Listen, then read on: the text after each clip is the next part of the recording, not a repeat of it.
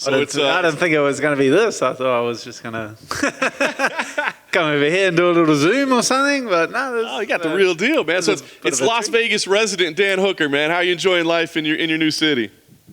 Absolutely no complaints. Absolutely not a single complaint. Life is good.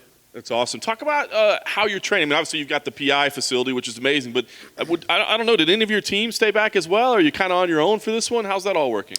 I was lucky enough that one of my wrestling coaches, Frank Hickman, he's teaching here at Syndicate MMA. He's teaching the wrestling here at the moment. So he was staying back. He's living and training here in Vegas. So yeah, he's moved in with me, and we're training every day, a couple of times a day, getting chucked around by him and like a great group of guys here. So yeah, like I'm getting some pretty great rounds in with the boys down at Syndicate as well, and just having the guys like John Wood and Mike Pyle just giving me a 5 cents of their brain has been pretty incredible to pick up like little tips and tricks of, because I'm a OG Mike Pyle fan, so like to have him just come in and guide me and just drop his 2 cents in has been it's been like a real treat. And just the PI as well was just insane. Like the physiotherapists like on tap, nutrition taken care of,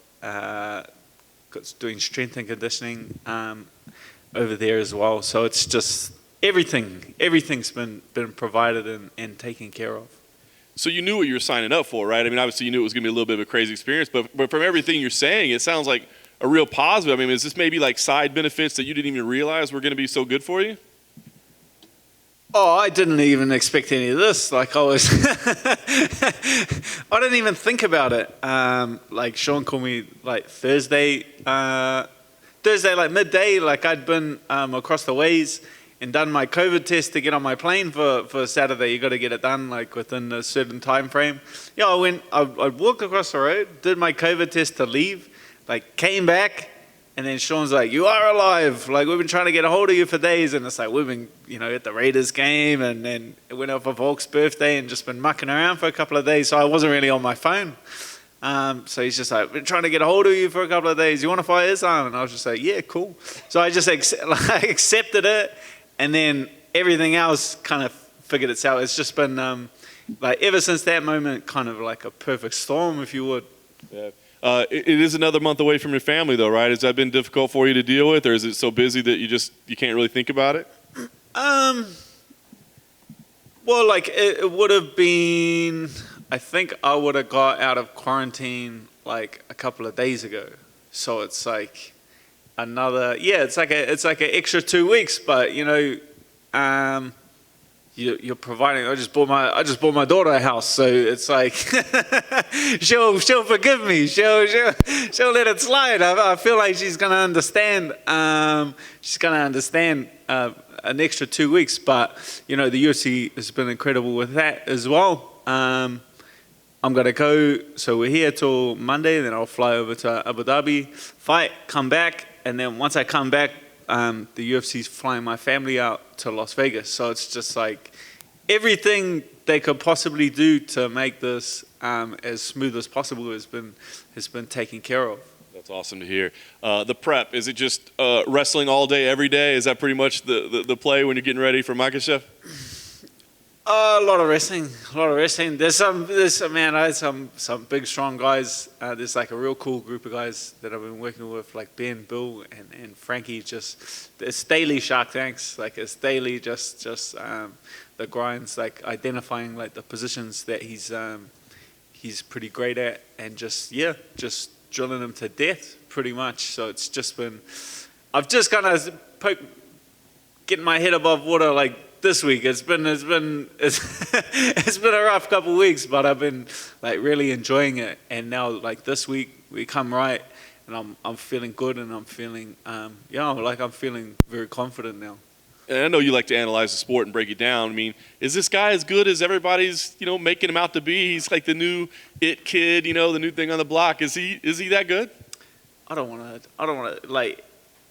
to downplay him. You know what I mean? Like now everyone's giving me so much credit for going out there. Like I don't want, I I've seen things. Oh, he's everyone's saying he's the next Khabib, and he's just gonna waste you, and like he's just gonna destroy you. It's just like, why should I convince anyone that he's not? Like, what benefit do I get from sitting here and convincing people that I'm gonna win? Like, I really see no benefit in it. It's like, I like the storyline the way it is. I'm thoroughly enjoying the storyline the way it is. I dig it. The storyline after, does it end with us calling you a contender again, right? I mean, before the setbacks, like we were talking title shots and all that, and now you've said, hey man, just give me anybody. I want to fight. I want to do these things. But do we start talking about title shots again if you win here?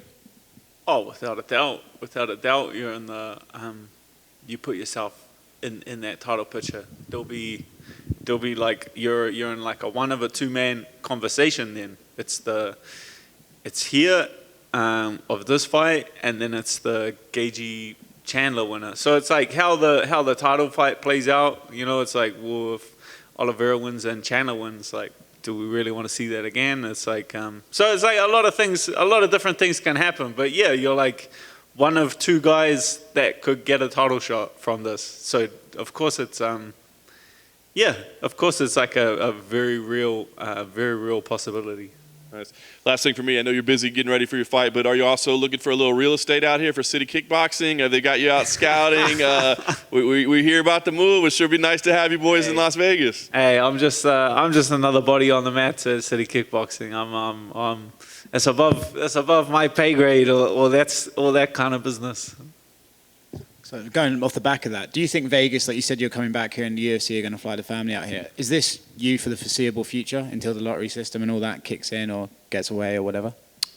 Yeah, I think there've been 3 since I've got, like, not even come close. I think I was like, the closest I got was like number 25,000. So it's like, and you got to be like top 2 or top 3,000. So I'm like not even. It's kind of messed up. They tell you how far away you were. They yeah, I know. Like, no, you didn't get it. Just give it a secret, right? I'm actually like genuinely excited with how everything's going and how everything's kind of played out. Like being over here, I've got like a lot of different options. Like my wife's gonna come over, and then she's got family in Manhattan that she hasn't seen for the last couple of years. So it's like fly out to New York, spend Christmas in New York. The boys early next year, George and Frank Hickman are opening a gym in Phuket. They're opening their own facility there in Phuket, and these are guys that I've worked with for years. So it's like a little trip out to Phuket doesn't sound that bad to me. Like from what I'm seeing as well, my wife is Australian, so the border there is opening up too in Sydney. I might pop down to Windang and see old Joe and train with Alex for a bit. Like the world is opening back up, and there are a lot of different options for me. It's like the complete opposite of being trapped. I feel like I feel like the world is open to me, and it's kind of pick and choose where you want to go. You mentioned that you like the storyline the way it's playing out at the moment. Have you felt since this fight was announced like a mass wave of respect to you from MMA fans? I feel like for this one, it's almost like, oh, Dan Hooker, warrior, and stuff like that, which you always have been. But do you feel more so for taking this fight? Oh, it's not like I'm like relishing in that. It's not like that's not what I really mean by saying that. I'm like relishing the storyline. Is like everyone like throwing praise and all that kind of like that stuff doesn't really bother me too much. Like that's like that can change in a you say one bad thing and and the tide turns on you pretty quick. So I was like, you can't like relish in that too long. I'm just meaning like the general perception is that like you're getting smashed. Yeah, you know what I mean, and that feels like I know I'm not. So it's like, it's like cool. I can just sit here. Like the fight is sold. The fight is sold. Like the fight has a storyline. The fight is doesn't need anything added to the storyline. He's not nothing's come out of his mouth. Like he ain't said a word. Like there's people around him saying things, but it's like I'm not gonna argue with the people. I'm fighting that guy. I'm not fighting like that guy over there or that guy in this corner and things like that. It's like he doesn't say nothing, so I don't feel like I need to say anything. You kind of ruined my next question there, because I was going to say Javier Mendez said that he believes Islam doesn't need a finish to beat you, but you need a finish to beat Islam. And I know you just said you're not talking back to his corner, but can you please talk back to his corner and answer that question? Statement. I agree. Say it one more time? He thinks you need a finish to beat Islam, but Islam doesn't need a finish to beat you. He could finish you or will beat you on the judges. Nah. I can beat him. That's like a fact. Oh, that's like how I'd prefer the fight to go, is to like not catch him in a submission, not catch him with a knee or anything like that, and beat him. Like I feel like that above like snatching his neck or catching him with a knee is like will make me feel better on the inside. Give me a warm feeling in my belly, just to like prove everyone. That will really shut everyone up if you just go out there and outclass them.